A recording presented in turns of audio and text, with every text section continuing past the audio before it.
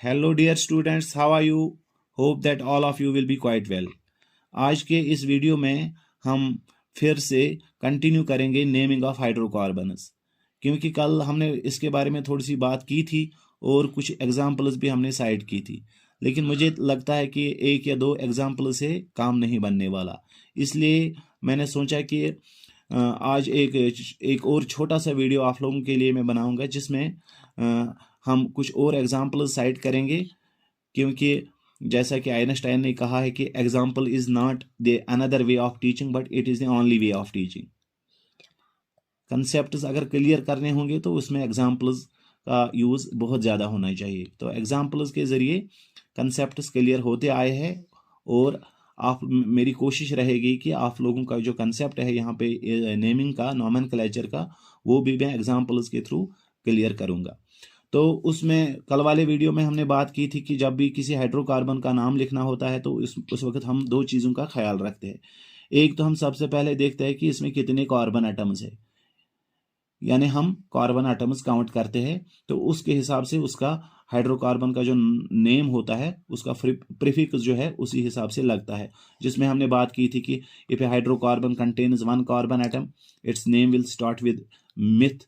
If a hydrocarbon contains two carbon atoms, its name will start with eth. And similarly, if a hydrocarbon contains three carbon atoms, its name will start with prop. और उसके बाद after counting hydrocarbon, उसके बाद हम जो दूसरी चीज देखते थे वो हम देखते थे type of bond. Type of bond, तो टाइप ऑफ बॉन्ड में हमने देखा था कि हमने देखना है कि whether the hydrocarbon contains a single bond, A double bond और ए ट्रिपल बॉन्ड। तो उसी के हिसाब से उसका जो सुफिक्स आता है, तो उसमें हमने कहा था कि if a hydrocarbon contains only single bonds then its name will end with ane. And if a hydrocarbon contains at least a double bond, तो its name will end with ene because double bond is represented by ene. And if a hydrocarbon contains at least one triple bond, its name will end with ine because triple bonds are represented by ine.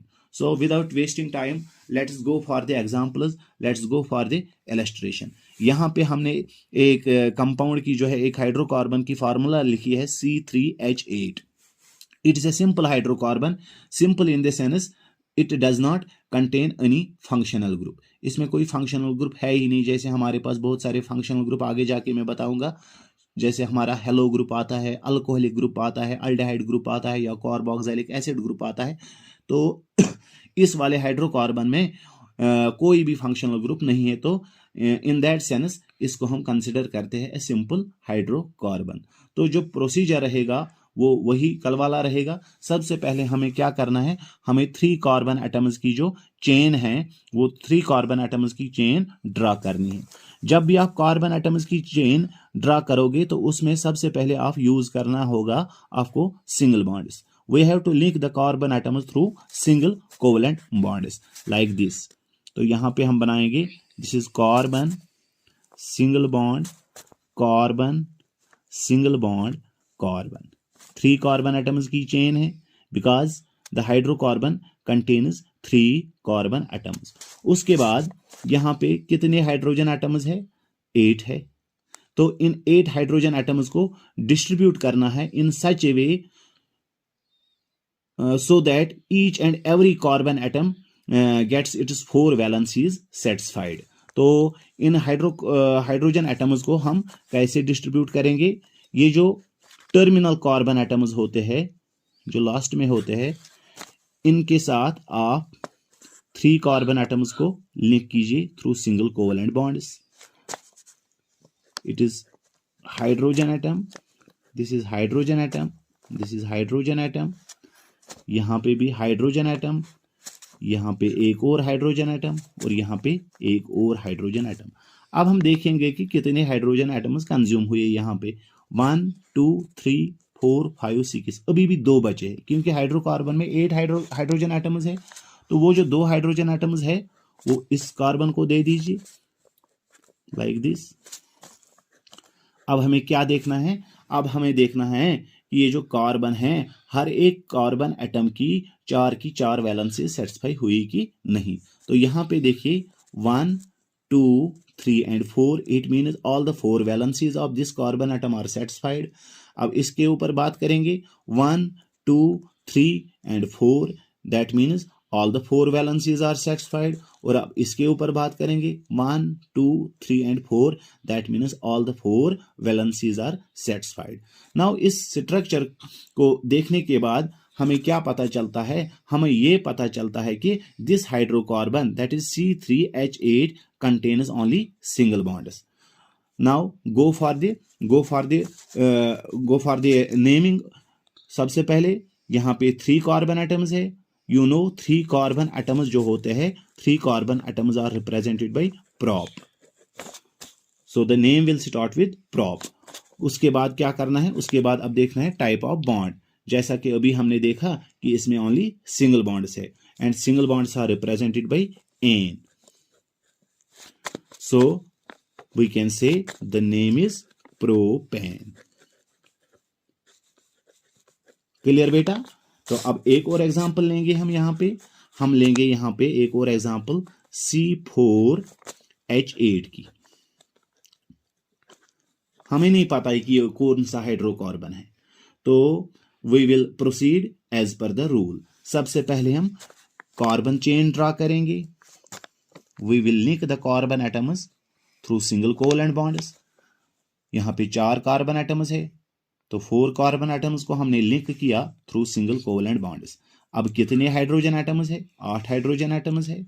ये जो terminal है, terminal carbon atoms, इनको आप 3 ये दीजिए hydrogen atoms.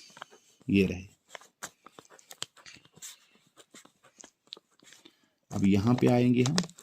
This is hydrogen, this is hydrogen, this is hydrogen. अब कितने hydrogen atoms consume हुए? सर 6 हुए. 1, 2, 3, 4, 5 और 6. अभी भी कितने बच गए? 2 हाइड्रोजन एटम्स अभी बचे हुए हैं. तो वो जो 2 हाइड्रोजन एटम्स है, इन 2 कार्बन एटम्स को दे दीजिए ऐसे. अब क्या देखना है? अब वैलेंसीज देखनी है कि सेटिस्फाई हुई. 4 की 4 वैलेंसीज सेटिस्फाई हुई. ये वाला कार्बन लीजिए. 1, 2, 3, 4 4 valencies are satisfied. Leave this. इस वाले को कार्बन को देखिए. 1, 2, 3 और 4 4 की 4 वैलेंसीज सेटिस्फाई हुई है, तो लीव दिस. अब इस वाले कार्बन को देखिए. 1, 2 और 3 ही वैलेंसीज अभी सेटिस्फाई हुई है. इस वाले कार्बन को देखिए. 1, 2 और 3 ही वैलेंसीज सेटिस्फाई हुई है. तो करना क्या है? यहाँ पे लगेगा डबल बॉन्ड. अब वैलेंसीज काउंट करो. 1, 2, 3 एंड 4 हो गई 4 वैलेंसीज सेटिस्फाई. यहाँ पे काउंट करो. 1, 2, 3 एंड 4 हो गई 4 वैलेंसीज सेटिस्फाई. तो अब हम इसका नाम लिखेंगे. Since there are 4 carbon atoms and 4 carbon atoms are represented by bute. अब देखना है bond. Since it contains 1 double bond, so its name will end with -ene, because double bonds are represented by -ene. So the name will be butene. यहां पे आपको एक चीज जहन में रखना है, वो ये कि although the hydrocarbon also contains these single bonds, मगर जहां पे बस एक डबल बॉन्ड आ गया तो समझ लेना कि अब सिंगल बॉन्ड्स का काम अब एन से नहीं चलेगा काम. एक डबल बॉन्ड आ गया तो समझ लेना कि अब इन लगाना है. इसी तरह एक और एग्जांपल लेंगे हम यहाँ पे. Suppose C5H8. तो विदाउट वेस्टिंग टाइम चलिए कार्बन चेन ड्रा करिए. 5 कार्बन एटम्स की चेन है. 1, 2, 3, 4 एंड 5. हाइड्रोजन एटम्स कितने हैं? 8 है. ये जो टर्मिनल कार्बन एटम्स हैं, इनको 3 दे दीजिए. ये है हाइड्रोजन एटम, ये है हाइड्रोजन एटम, यहाँ पे हाइड्रोजन एटम, यहाँ पे हाइड्रोजन एटम, यहाँ पे हाइड्रोजन एटम और यहाँ पे हाइड्रोजन एटम. कितने हाइड्रोजन एटम्स कंज्यूम हुए? सर 6 हुए. अब कितने बच गए? सर 2 बच गए. चलो यहाँ पे हम इसको देंगे, ये 2 देंगे इसको. सर इस कार्बन की 4 वैलेंसी सेटिस्फाई हो गई. सर इस कार्बन की 4 वैलेंसी सेटिस्फाई होगी. 1, 2, 3 एंड 4. सर इस कार्बन की 2 ही वैलेंसी सेटिस्फाई हुई. सर इस कार्बन की 2 ही वैलेंसी सेटिस्फाई हुई. तो क्या लगाना है? यहाँ पे हम लगाएंगे ट्रिपल बॉन्ड. जब हम ट्रिपल बॉन्ड लगाएंगे, ट्रिपल बॉन्ड लगाने से क्या हुआ, all the 4 valencies are satisfied, 1 2 3 and 4, इस कार्बन को 1 2 3 एंड 4। तो अब नेम लिखेंगे, 5 carbon atoms, you know 5 carbon atoms are represented by pent, since it contains a triple bonds are represented by iron, so the name will be pentyne।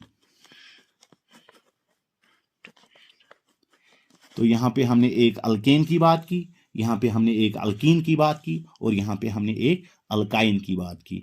सो मुझे लगता है कि अब ये कंसेप्ट आपका क्लियर हुआ होगा। अगले वीडियो में हम बात करेंगे naming of hydrocarbons which contain functional groups. Till then good bye. आप लोगों से एक बार फिर गुजारिश करता हूं कि मेरी चैनल को आप सब्सक्राइब कीजिए, वीडियोस को लाइक कीजिए और शेयर भी कीजिए। Thank you and have a nice time ahead.